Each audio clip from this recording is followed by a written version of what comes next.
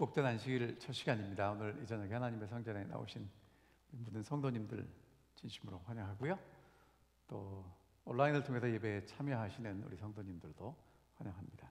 오늘 제가 계속해서 아브라함을 공부하도록 하겠습니다.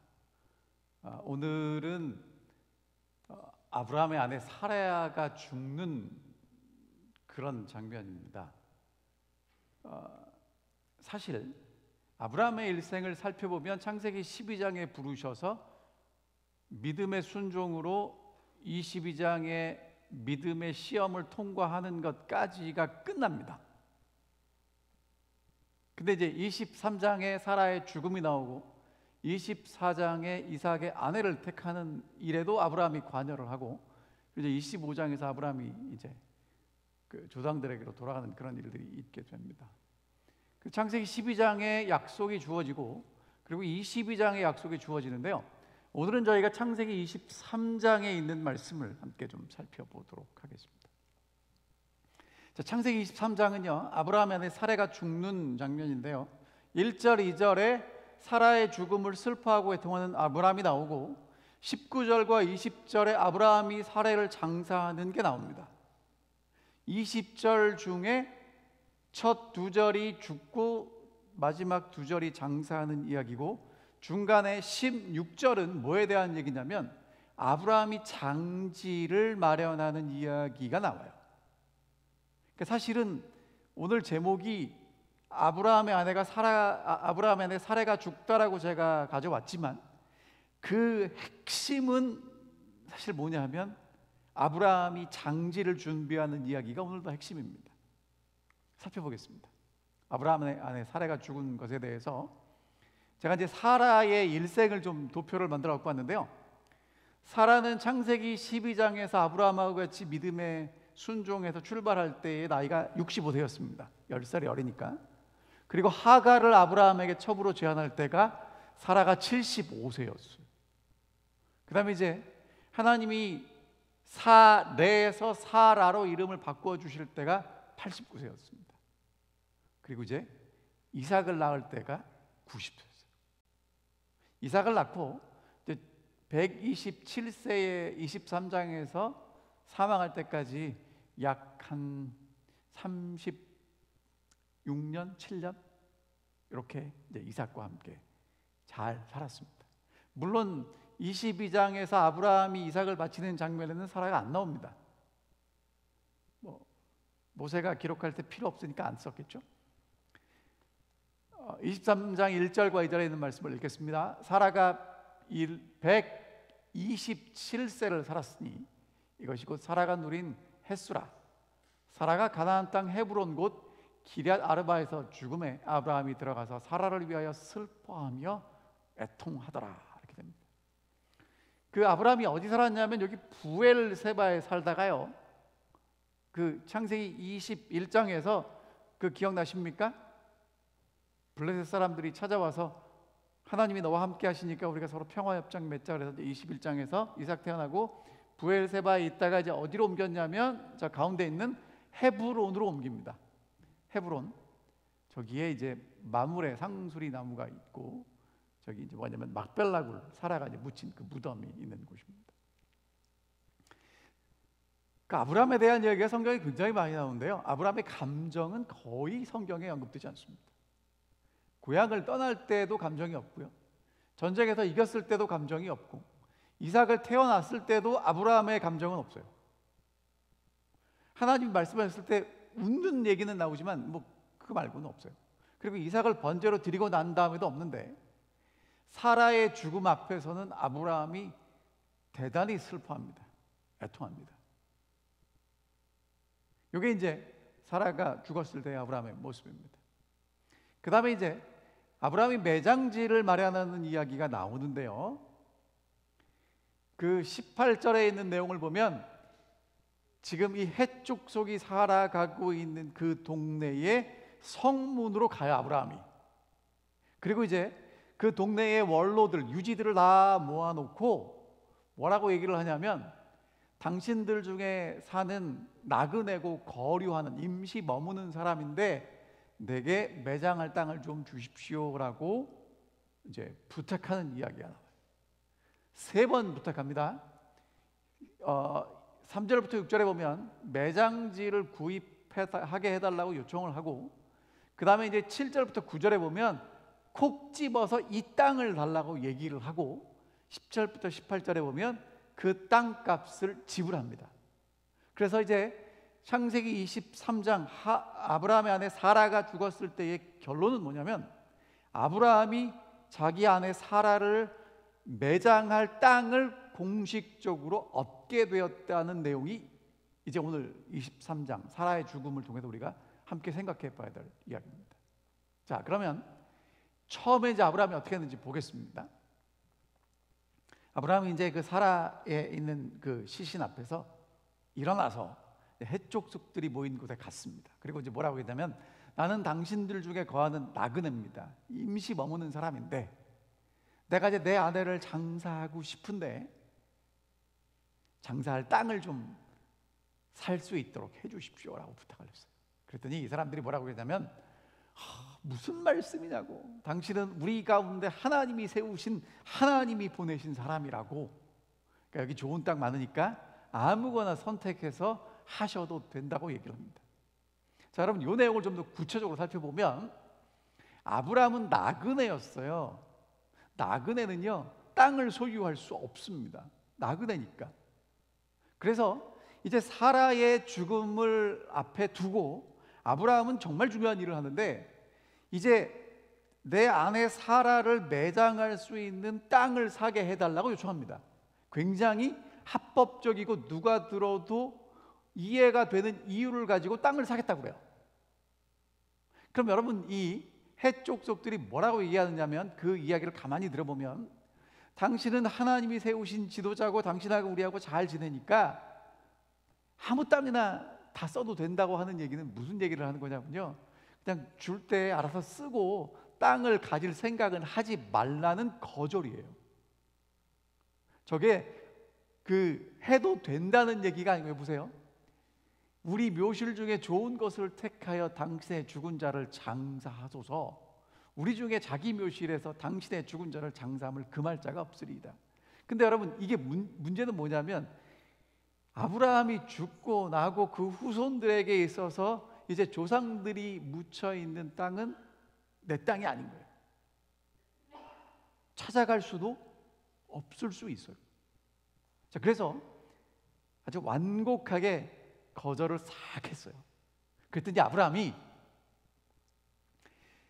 그 원로들 앞에서 몸을 굽히고 다시 뭐라고 얘기하냐면, 나로 나의 죽은 자를 내 앞에서 내어다가 장사하는 것을 당신들이 정말 그렇게 도와주고 싶다면, 여러분, 아브라함은요 준비를 철저하게 하고 옵니다.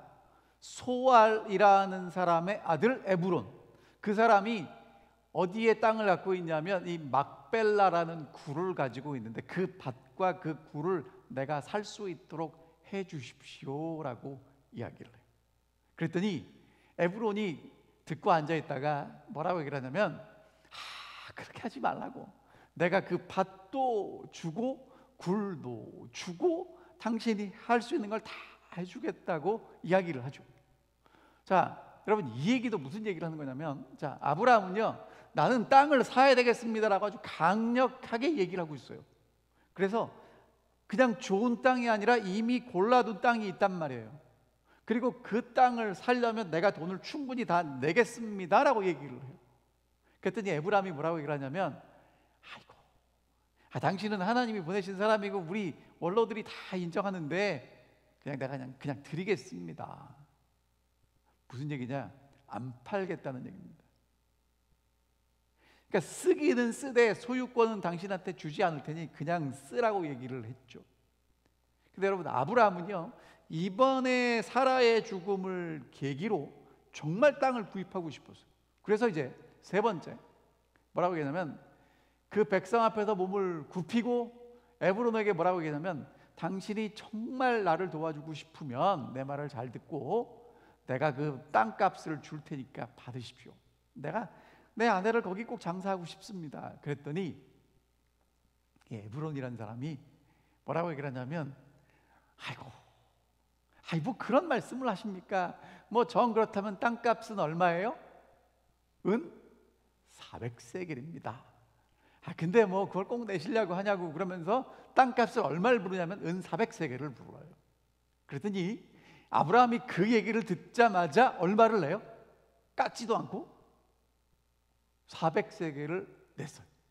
그리고 성문 앞에서 증인들이 있는 앞에서 그 땅값을 지불했기 때문에 그 땅이 누구 땅이 되냐면 아브라함의 소유로 확정이 됩니다. 저 18절 끝에 그 나오죠. 자, 그럼 보세요. 여러분, 은 400세겔이 얼마나 큰 돈이냐면요, 한 사람의 1년 수입이 한 5세겔에서 10세겔쯤 된다. 그러니까 1년 연봉이 10세겔이라고 봤을 때 400세겔은 몇 년 연봉이에요? 40년 연봉이에요. 여러분, 40년 연봉이면 큽니까? 작습니까? 이 액수가 어마어마한 돈이에요. 한 파운드로 따지면 100파운드쯤 된답니다. 97파운드, 뭐 44kg 이렇게 된대요. 그러니까 여러분, 이게 에브론은요 땅을 팔 마음이 없어서 그냥 이 돈 부르면 안 사겠지 하고 부른 값이 얼마냐면 400세겔이에요. 근데 성경의 다른 땅들하고 가격을 비교해 보면 이 에레미야가 아나돗에 있는 땅을 샀을 때 그 땅값이 17세겔이에요. 그 다음에 다윗이 그 인구 계수하지 말라고 했을 때 하나님의 천사가 이렇게 오잖아요. 그래서 아라우나 타작마당을 샀을 때의 그 값이 50세겔이에요. 그 다음에 북방 이스라엘의 오므리라는 사람이 세멜렉에서 산을 샀을 때 세겔이 6,000세겔이에요. 여러분, 그러면 이 한 가족의 묘지로 쓸 땅과 굴이 있는 땅이 얼마나 크겠습니까? 근데 얼마를 산 거예요? 400세겔을 주고 산 거예요. 자, 근데 아브라함은 지금 땅 값이랑 상관없이 그 땅을 사겠다는 겁니다. 합법적으로 그 땅을 소유하겠다는 의지를 강력하게 내비치고 있어요. 근데 에브론은 터무니없는 가격을 불렀어요. 근데 여러분, 옛날에 지금도 그렇죠. 집 살 때 팔려는 사람은 값을 많이 받았으면 좋겠고 살려는 사람은 값을 적게 받았으면 좋겠고. 그럼 어떻게 하냐면요, 처음에 집을 팔 때는 가격을 어떻게 부르냐면 내가 받고 싶은 가격보다 더 쓰죠. 그러면 사고 싶은 사람은 터무니없게 낮게 부르죠. 그러면 어디쯤에서 이렇게 흥정이 되냐면 중간에서 이렇게 흥정이 되잖아요. 그럼 여러분, 이 에브론이라는 사람이 400세겔을 불렀을 때는 그 값을 뭐 해주겠다는 거예요? 깎아주겠다는 거죠.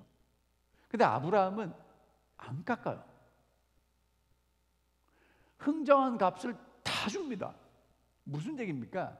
지금 이 땅을 사는 건 흥정할 성격이 아니라는 거예요.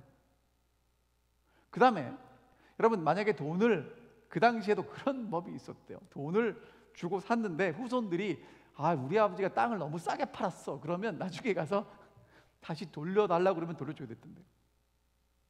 근데 여러분, 그 땅덩어리가 얼마나 큰지는 모르지만 400세겔을 주고 샀을 때 누가 봐도 그 값은 어떤 값이에요? 충분히 값을 치렀기 때문에 나중에 돌려달라고 얘기할 가능성이 있다는 겁니까? 없다는 겁니까? 없어진 거죠. 그래서 아브라함이 이제 그 땅을 소유하게 됩니다. 자, 성문에 들어온 모든 헷 족속이 보는 데서 아브라함의 소유로 뭐가 됩니까? 확정됩니다.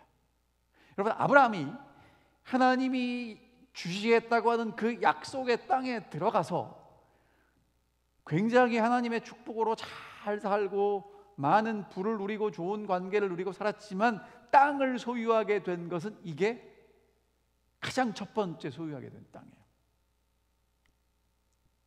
그 다음에 이제 이야기는요, 아브라함이 그 땅을 사고 난 다음에 가나안 땅 마므레 앞 막벨라 굴의 아내를 장사합니다. 그 땅이 헤브론이에요. 아까 말씀드렸던 이 브엘세바에서 헤브론 올라간 거 지도 기억나시죠? 헤브론으로 갔습니다. 그 다음에 여러분, 다시 또 무슨 얘기를 하냐면 이와 같이 그 밭과 거기 속한 굴이 헷 족속으로부터 아브라함이 매장할 소유지로 확 확정되었더라. 여러분 23장의 사라의 죽음을 통해서 계속하고 싶은 얘기는 뭐예요? 그 땅이 아브라함의 땅이 되었다는 얘기를 하고 있는 것입니다. 그러면 여러분 왜 아브라함이 공식적으로 돈을 지불하고 매장지를 사려고 했을까요? 그냥 장사 지내면 되잖아요. 다 빌려준다는데, 다 쓰게 해준다는데 이걸 왜 했겠습니까? 자, 여러분 사람은요 누구나 죽을 때가 되면 어디로 가고 싶어요? 고향. 그럼 여러분 아브라함은 어디로 돌아가야 되냐면 갈대아 우르로 돌아가든지 아니면 아버지가 돌아가셨던 하란으로 돌아가야 돼요. 근데 거기 안 가겠답니다. 어디 가겠대요? 하나님이 주시겠다고 한 그 약속의 땅, 그 땅이 나의 고향이라고 지금 아브라함의 믿음을 표현하고 있는 거예요. 하나님의 약속을 믿고 있다는 겁니다. 지금 아브라함에게는요 은 400세겔 어마어마한 돈이 중요한 게 아니고요, 내가 하나님의 약속을 믿고 이 땅은 하나님이 내게 주신 약속의 땅이라고 주장하는 게 더 중요했단 말이에요. 지금 아브라함이 그걸 하고 있습니다. 아브라함의 믿음을 보게 됐죠. 그리고 여러분 아브라함은요 지금 이때 나이가 몇 살이냐면 137세였겠죠. 그 동네에 존경받는 원로였을 텐데 몸을 굽히고라는 말이 2번이나 나옵니다. 얼마나 간절하게 그 땅을 원했는지를 몸으로 말했어요. 그리고 대가를 지불합니다. 왜? 하나님의 약속이 있기 때문에 그렇게 한 겁니다. 은 400세겔을 달아주고 그 땅이 아브라함의 소유지로 확정되었습니다. 여러분 근데 아브라함의 마음속에는 이게 있을 거예요. 내가 하나님의 약속을 받고 아들을 받고 땅을 받고 그 약속 지키고 살았는데 나 말고 우리의 후손들도 이 약속 가지고 같이 살았으면 하는 마음이 간절했을 것입니다. 그러니까 아브라함은 후손들에게 뭔가를 좀 보여주고 싶은 거예요. 내가 하나님의 약속을 믿고 있는데 나만 믿는 게 아니라 너희들도 이 약속에 동참해서 함께 그 약속 믿고 살았으면 좋겠다는 거예요. 근데 여러분 실제적으로 이제 여러분이 잘 아시는 대로 야곱이 나중에 후에 아들 요셉이 있는 애굽에 갑니다. 거기서 마지막 노년은 정말 하나님의 은혜로 편안하게 지내다가 이제 죽게 되었어요. 그게 창세기 49장입니다. 근데 야곱이 죽을 때 12아들 다 불러놓고 마지막으로 축복하고 한 유언 같은 이야기가 29절부터 33절에 나오는 이야기예요. 여러분 좀 길지만 제가 읽어볼 테니까 잘 보세요. 그가 그들에게 명하여 이르되 내가 내 조상들에게로 돌아가리니 나를 햇사람 에브론의 밭에 있는 굴에 우리 선조와 함께 장사하라. 그러니까 이삭도 어디 묻히기를 원하는 거예요. 여러분 애굽이 그렇게 살기 좋은 땅인데 그 땅이 아니라는 거예요. 어디를 가야 되냐면 내 선조들이 묻힌 곳이 우리의 고향이고 나는 거기 가겠다는 거예요. 자, 그 다음에 이 굴은 그 다음에 설명합니다. 후손들에게 이 굴은 어떤 굴이냐, 가나안 땅 마므레 앞 막벨라 밭에 있는 그 굴인데 우리 조상 아브라함이 햇사람 에브론에게서 밭과 함께 사서 그의 매장지로 삼았다는 거예요. 여러분 아브라함이 했던 그 역사를 똑똑히 기억하고 후손들에게 전해줍니다. 근데 그 땅은요 아브라함과 그의 아내 사레가 거기 장사되었고 이삭과 그의 아내 리브가도 거기 장사되었고 야곱도 거기에 누구를 장사했냐면 그의 첫째 부인 레아를 장사했다는 거예요. 그러면서 또 무슨 얘기를 합니까? 이 밭과 거기 있는 굴은 헷 사람들에게서 산 거라는 거예요. 그 말을 하고 야곱이 숨을 거둡니다. 여러분, 아브라함이 샀던 그 밭, 그 땅은 후손들에게 땅이 아니라 하나님의 약속을 잊지 않고 기억하고 돌아갈 믿음의 성지였던 거예요. 지금 아브라함이 그 일을 하고 있고 그 후손들은 그것을 잊지 않고 기억하고 있었습니다. 요셉도요, 창세기 50장에 보면 죽으면서 뭐라고 얘기를 하냐면, 나는 죽을 것이지만 하나님이 당신들을 돌보시고 이 땅에서 인도하여 내실 것입니다. 그리고 아브라함과 이삭과 야곱에게 맹세하신 그 땅에 이르게 하실 것입니다. 뭐라고 그래요? 애굽이 살기 좋지만 이 땅이 전부가 아닙니다. 하나님이 약속하신 대로, 아브라함과 이삭과 야곱에게 약속하신 대로 그 약속하신 땅을 우리에게 주실 것이고 우리는 가야 합니다. 그러면서 어떤 맹세를 시키냐면, 하나님이 분명히 당신들을 인도하실 텐데 내 해골, 그러니까 요셉은요 입관만 하고 매장은 안 했어요. 입관한 그 관을 메고 함께 떠나 주십시오, 그 부탁을 해요.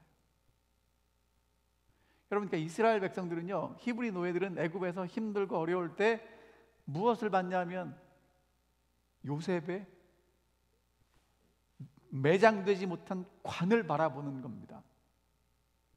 그래, 언젠진 모르지만 하나님이 우리를 인도하실 때 우리는 저 관을 메고 가야 돼.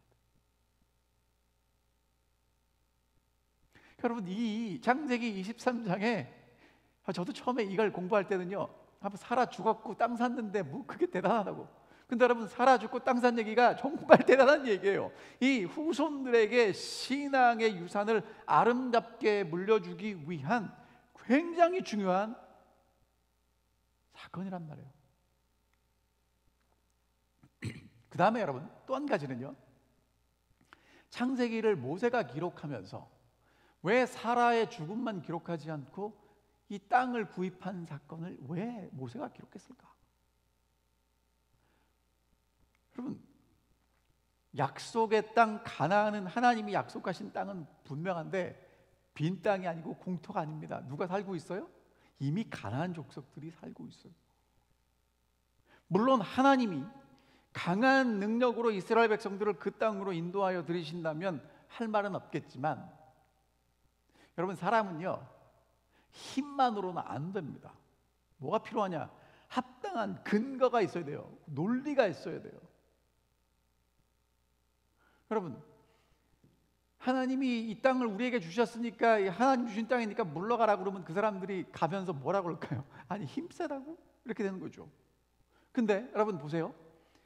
조상 아브라함이 물론 다 산 건 아니지만 한쪽 구덩이에 있는 땅을 돈 주고 법적으로 샀어요.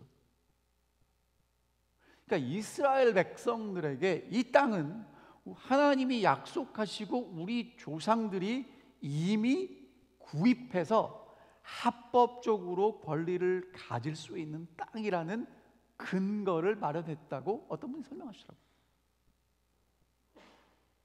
여러분, 은 400세겔 달아주었고 매장할 소유주로 확정되었고, 야곱은 죽으면서 우리 조상 아브라함이 햇사람 에브론에게서 돈 주고 산 땅, 그 땅에 가겠다고 얘기를 하는 것입니다.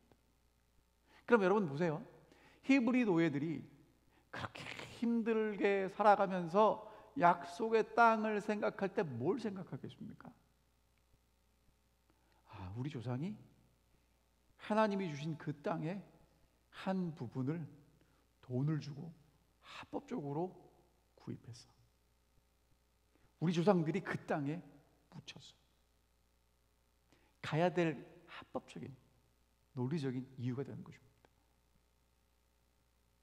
물론 여러분, 이 얘기를 가나안 민족들이 들었으면 이게 뭐 얼마나 어필이 되겠습니까만, 이게 히브리인들, 특별히 히브리 노예들에게는 이 이야기는요 대단히 그들의 믿음과 하나님의 약속에 대한 것을 기억하는 대단히 좋은 그러한 이야기였을 것입니다. 예레미야 선지자에게 있었던 일입니다.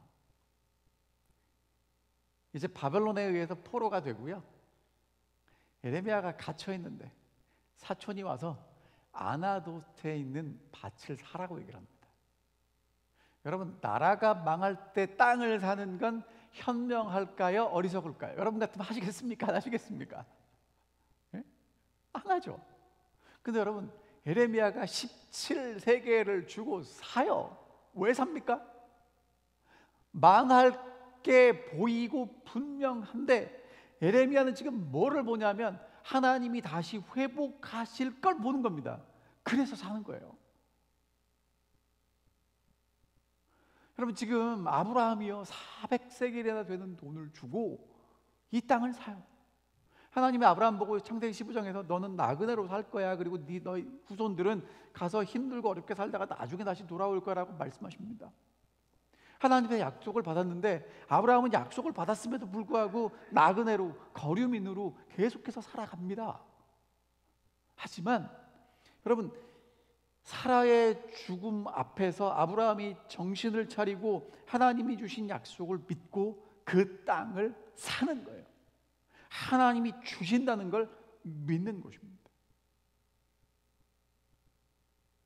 하나님이 주신 그 믿음이 있기 때문에 어떠한 대가도 아브라함에게는 크지 않습니다. 왜? 하나님이 약속을 지키시고 땅을 주실 게 더 소중했기 때문에 그렇습니다. 히브리서 11장은 이 사람들에 대해서 이렇게 이야기를 합니다. 이 사람들은 다 믿음을 따라 죽었으며 약속을 받지 못하였으되 그것들을 멀리서 보고 환영하며 또 땅에서는 외국인과 나그네임을 증언하였으니 그들이 이같이 말하는 것은 자기들이 본향 찾는 자임을 나타냅니다. 여러분, 이 사람들은 어떻게 살았냐면 땅에서 약속의 땅에 갔는데 뭐로 삽니까? 나그네로 삽니다. 이유가 뭐예요? 여러분, 아브라함이요 그 땅을 정복하기 위해서 쓰지 않습니다. 그냥 나그네로 살아요. 히브리서 다른 부분 11장 다른 부분에 보면 아브라함과 이삭과 야곱이 다 나그네로 삽니다. 왜 나그네로 삽니까? 본향이 있기 때문에 그래요. 하나님이 주실 땅이 있기 때문에 그렇습니다. 여러분, 요즘 우리가 코로나 때문에 힘들죠? 힘듭니다. 근데 여러분, 우리는 참을만 합니다. 이유가 뭐예요?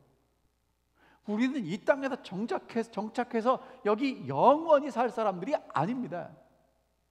잠시 나그네로 살다가 하나님이 우리에게 주실 그 땅으로 가야 합니다.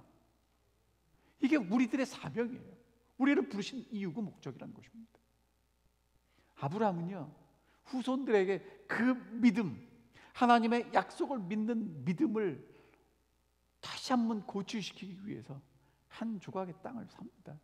그리고 그곳을 자기의 고향으로 하고 아브라함과 사라와 이삭과 리브가, 야곱과 라헬이, 레아가 다 그 땅에 묻혀. 사랑하는 칼리델 교회 성도 여러분, 오늘 여러분과 저의 소망이 어디 있습니까?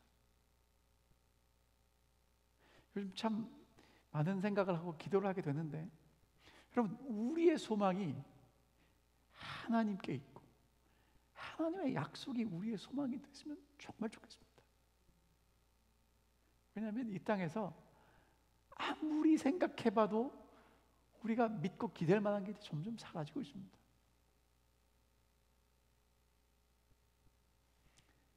나그네고 외국인입니다. 하지만 돌아갈 본향이 있어요. 여러분, 갈 곳이 없는 사람은요 방황하는 거고요, 갈 곳이 있는 사람은 여행하는 거죠. 갈 곳이 있습니까? 아니면 갈 곳이 없으십니까?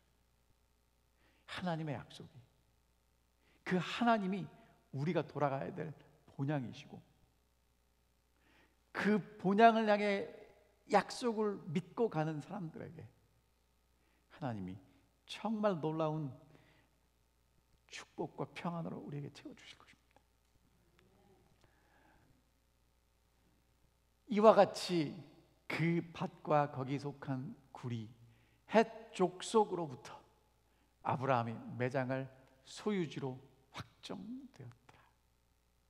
이것이 아브라함이 사라의 죽음 앞에서 흔들리지 않고 하나님의 약속을 기억하고 믿음으로 행했던 일입니다. 그리고 정말 우리 사랑하는 우리 여기는 제가 보니까 할머니, 할아버지도 앉아 계시고 어머니, 아버지도 계십니다. 정말 아름다운 믿음의 유산을 우리 자녀들에게, 손주들에게 아브라함처럼 그렇게 남겨주시는 믿음의 거장들이 되시기를 바라면서 말씀을 드리겠습니다.